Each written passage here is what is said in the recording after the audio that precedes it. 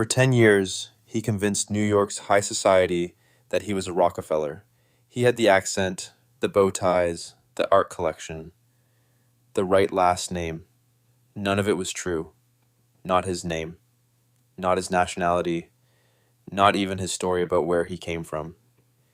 And buried in a backyard 3,000 miles away was the proof of how far he was willing to go to disappear into someone else's life. Here's the detail almost nobody catches at first. He wasn't even American.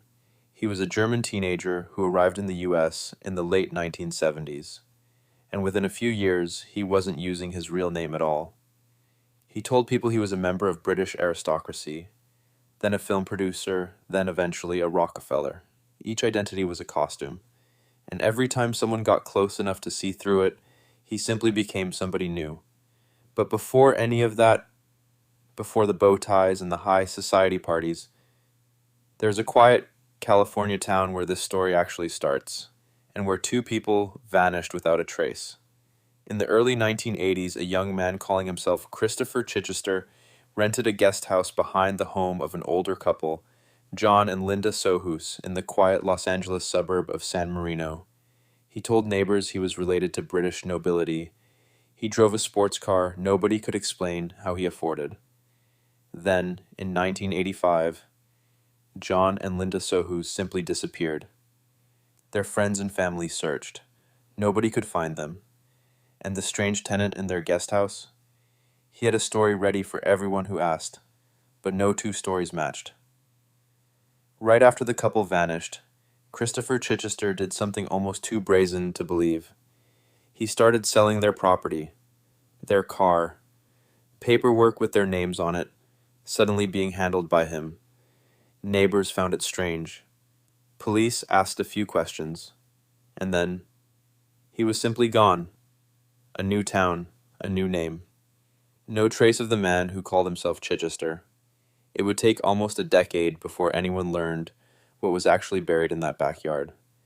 By the late 1980s, he resurfaced on the East Coast under yet another identity, Christopher Crowe. Claiming to be a Hollywood producer, he charmed his way into social circles, always staying one step ahead of anyone who might ask too many questions about his past. Then came the identity that would define the next decade of his life, Clark Rockefeller.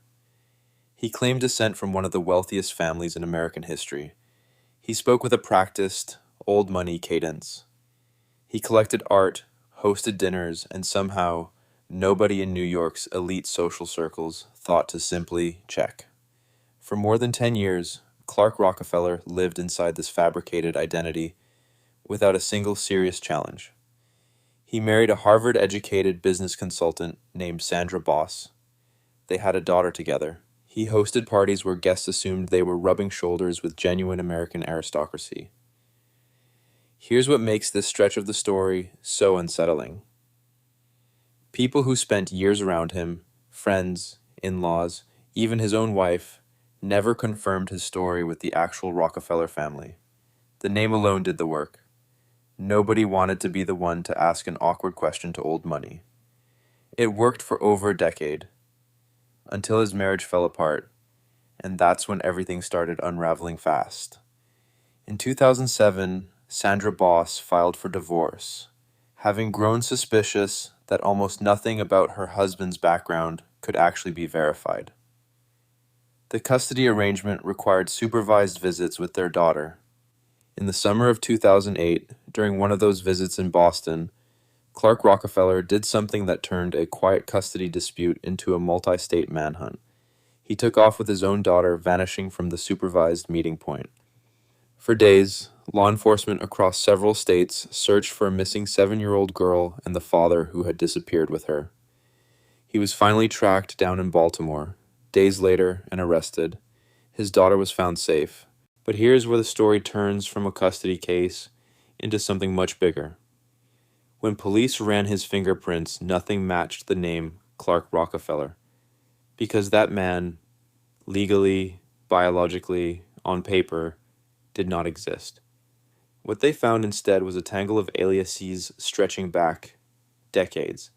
Christopher Chichester, Christopher Crowe. and underneath all of it, a German immigrant named Christian Gerhartsreiter. Once investigators connected Clark Rockefeller to the long, cold case of the missing California couple, the entire story snapped into a different shape.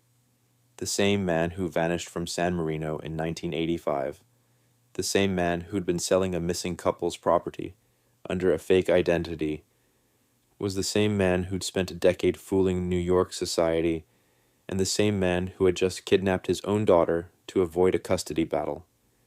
3 separate disguises, one person underneath all of them. And in 1994, years before any of this came to light, construction work on the old Sohu's property had already turned up something investigators couldn't explain at the time: human remains buried in the backyard. Here's the question this entire case actually comes down to, the one that matters far more than which name he was using at any given moment. How does someone disappear into a completely fabricated identity for over a decade, fool an entire social class, marry into a respected family, and have nobody, not investigators, not in-laws, not his own wife, connect him to a years-old disappearance and a body in a backyard? The remains found on the Sohu's property in 1994 were eventually identified as John Sohu's. Linda Sohus was never found. Her remains to this day have not been located. Once Gerhartsreiter's true identity was confirmed, prosecutors built a case connecting him directly to John Sohus's death, the same man who had once lived feet away from that backyard under the name Christopher Chichester, and who had tried to sell off a missing couple's belongings within days of their disappearance. In 2013, Christian Gerhartsreiter was convicted of first-degree murder in the death of John Sohus and sentenced to 27 years to life in prison. The man who spent a decade as a Rockefeller, who fooled an entire social class without ever being asked to prove who he was, turned out to be hiding something far darker than a fake last name. Sandra Boss and her daughter rebuilt their lives away from the public eye. The Rockefeller family, the real one, had no connection to him whatsoever. They simply shared a famous last name he'd borrowed without permission. To this day, Linda Sohus has never been found. He didn't fool people because he was clever. He fooled people because nobody wanted to be the one who asked the obvious question. If this case got you, hit subscribe.